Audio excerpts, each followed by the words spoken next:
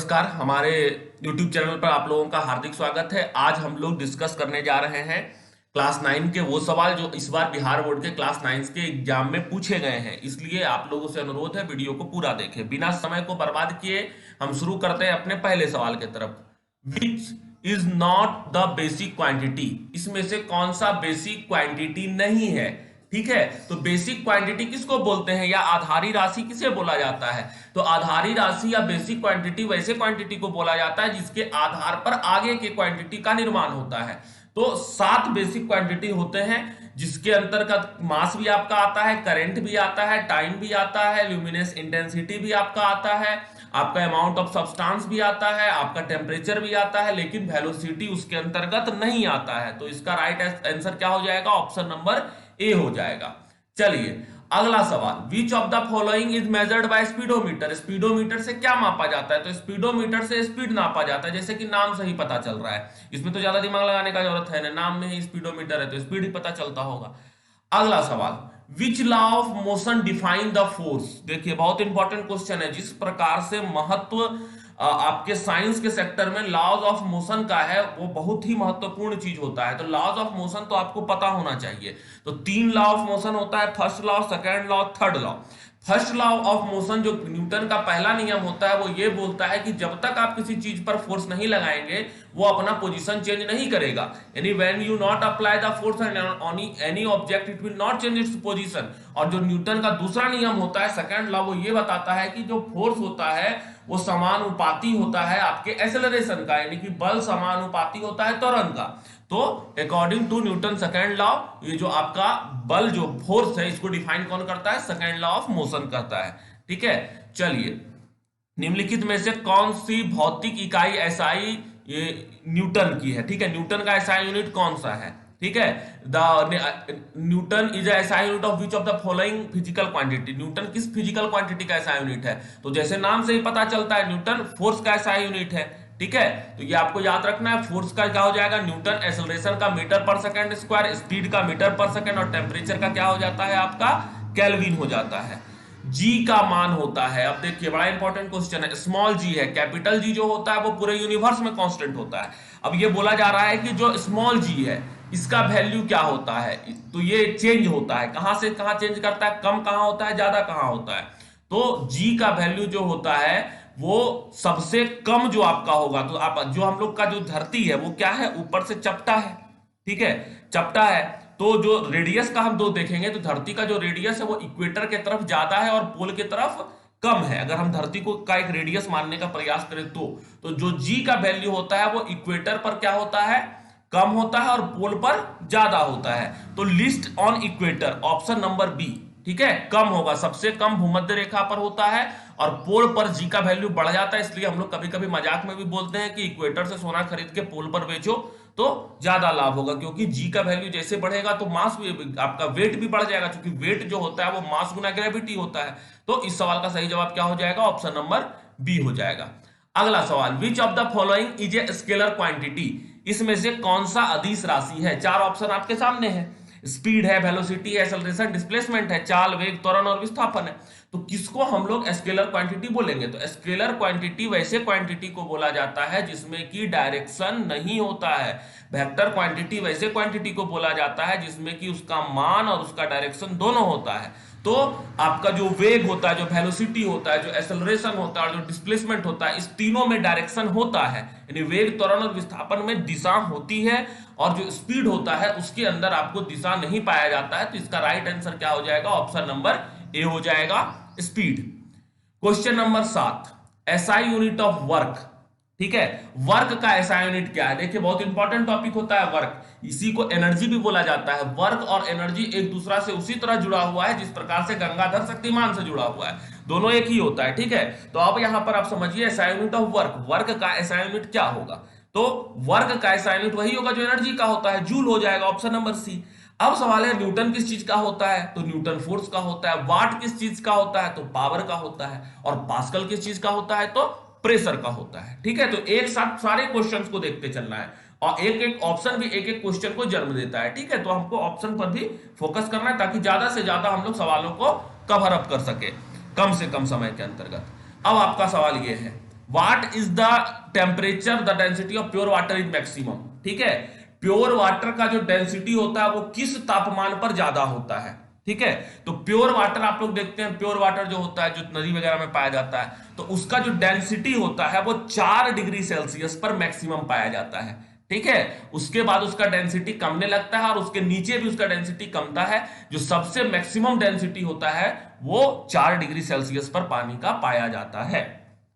चलिए अगले सवाल की तरफ चलते हैं। समय के साथ वेग परिवर्तन की दर को कहते हैं, यानी कि समय के साथ rate of change of velocity with respect to time is called, यानी कि वेलोसिटी बढ़ रहा है, आपका गाड़ी का रफ्तार बढ़ रहा है। बाइक में रफ्तार बढ़ाते हैं ना, कुंची से बढ़ाते हैं, एक्सेलरेटर से बढ़ाते हैं, तो क्या बोलेंगे उसको, एक्सेलरेशन बोलेंगे, ठीक है, एक्सेलरेशन बोलेंगे। फ्रिक्शन क्या होता है, तो फ्रिक्शन क्या होता है कि वो स्पीड को कम करने का काम करता है। घर्षण जिसको बोलते हैं, स्पीड चाल, तो चाल और वेलोसिटी दोनों एक ही चीज है, लेकिन वेलोसिटी आपका वेक्टर क्वांटिटी हो जाता है, स्पीड आपका स्केलर क्वांटिटी हो जाता है। ऐसा इसलिए होता है क्योंकि वेलोसिटी में डायरेक्शन होता है और स्पीड में डायरेक्शन नहीं होता है। और डिस्प्लेसमेंट किसको बोलते हैं, the shortest distance between 2 point, दो बिंदु के बीच की सबसे छोटी दूरी को हम लोग क्या बोलते हैं, डिस्प्लेसमेंट बोलते हैं। अच्छा अगला सवाल आपके सामने है, which of the following is correct, इसमें से कौन सा जो चीज है वो करेक्ट है, यानी कि आपके मास को वेट में बदलने का प्रयास किया गया है, ठीक है। तो मास को वेट में बदला है तो क्या क्या लिखा है, 1 न्यूटन 1 केजी के बराबर होगा, 1 न्यूटन 1 केजी मीटर पर सेकेंड स्क्वायर के बराबर होगा। तो देखिए हमारा जो फोर्स होता है, फोर्स का फॉर्मूला क्या होता है, मास इंटू एक्सेलरेशन। मास का ऐसा यूनिट क्या होता है, केजी, और एक्सेलरेशन का क्या होता है, मीटर पर सेकंड स्क्वायर। तो KG metre per second square, यानी ऑप्शन नंबर बी जो है इसका राइट आंसर हो जाएगा, ठीक है। चलिए अगले सवाल पर चलते हैं। क्वेश्चन नंबर 11, घनत्व का एसआई मात्रक क्या है, SI unit of density, density का एसआई यूनिट क्या होता है। देखिए डेंसिटी का फॉर्मूला, देखिए एसआई यूनिट कन्वर्ट करने के लिए आपको फॉर्मूला पता होना चाहिए, ठीक है। तो फॉर्मूला क्या होता है डेंसिटी का, मास बाय वॉल्यूम। तो मास का ऐसा यूनिट अभी तुरंत आपको पता है केजी। वॉल्यूम का क्या होता है, मीटर क्यूब, लिखते हैं ना वॉल्यूम को हमेशा मीटर क्यूब में, तो केजी बटा मीटर क्यूब हो गया ऑप्शन। अच्छा कंफ्यूज करने के लिए आपको केजी बटा सेंटीमीटर क्यूब भी दिया है, वॉल्यूम तो सेंटीमीटर में भी आता है, लेकिन जो हमारा 7 बेसिक यूनिट है उसमें लंबाई को हमेशा मीटर में ही नापते हैं, इसलिए केजी मीटर क्यूब हो जाएगा, केजी पर मीटर क्यूब हो जाएगा। ऑप्शन नंबर 20 का सही जवाब हो जाएगा। देखिए याद करने का कोई जरूरत नहीं है, अगर आपका कंसेप्ट क्लियर है तो ये सब सवाल को ऐसे नहीं कि सुबह उठ के आप याद कर रहे हैं, ठीक है। अगर आप याद करिएगा तो आप भूल जाइएगा, लेकिन जब आप उसके कंसेप्ट को क्लियर करके रखिएगा तो आप उस सवाल को कभी नहीं भूलिएगा, ठीक है। और कंसेप्ट क्लियर हम अपने इस चैनल पर हर वीडियो में इस तरह से करते रहते हैं, तो आपसे उम्मीद ये करेंगे कि आप अगर पहली बार हमारे चैनल पर हैं तो आप हमारे चैनल को जरूर सब्सक्राइब कर ले, ताकि आपको इस प्रकार के सवालों को सॉल्व करने में मदद मिले, ठीक है। तो आइए हम अगले सवाल की तरफ चलते हैं। तो हमारा अगला सवाल है 1 वाट इज इक्वल टू, अच्छा वाट, अब बताइए वाट का क्या होता है फॉर्मूला। पावर किसको बोलते हैं, पावर का मतलब होता है work done per unit time, work done per unit time. तो वर्क कोई करता है और पर यूनिट टाइम में करता है, तो वो क्या हो जाता है, जूल पर सेकंड। वर्क का क्या होता है, जूल होता है, हीट एनर्जी, वर्क सब तो एक चीज है, और नीचे टाइम है सेकंड, तो जूल पर सेकंड। ऑप्शन नंबर 20 का क्या हो जाएगा, राइट आंसर हो जाएगा। अच्छा क्वेश्चन नंबर 13, साउंड इजे, साउंड क्या है, तो साउंड क्या है, तो हम लोग बोलते हैं तो बोलने में क्या लगता है, एनर्जी लगता है, तो बोलने में एनर्जी लगता है, तो sound is a form of energy, option number A हो जाएगा। अच्छा अगला सवाल जो आपके सामने है, the physical quantity among the following remain unchanged when the sound wave is reflected from plane surface. तो जब प्लेन सरफेस से जब साउंड वेव टकराने के बाद वापस लौटता है तो कौन सा चीज उसका सेम रह जाता है, क्या उसका वेलोसिटी सेम रह जाता है, क्या उसका वेवलेंथ सेम रह जाता है, क्या उसका फ्रीक्वेंसी सेम रह जाता है, या सारा का सारा चीज उसका सेम रह जाता है।